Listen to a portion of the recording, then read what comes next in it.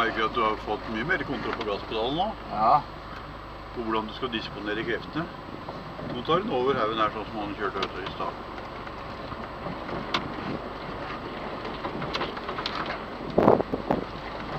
Lett over her, vet du, rett.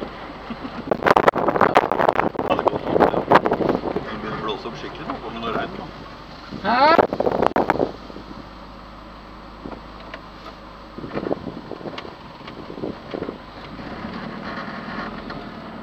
Klarte den svingen der også, sånn der, altså. Ja, jeg klarer ikke det her. Ja, han må litt tilbake der han også.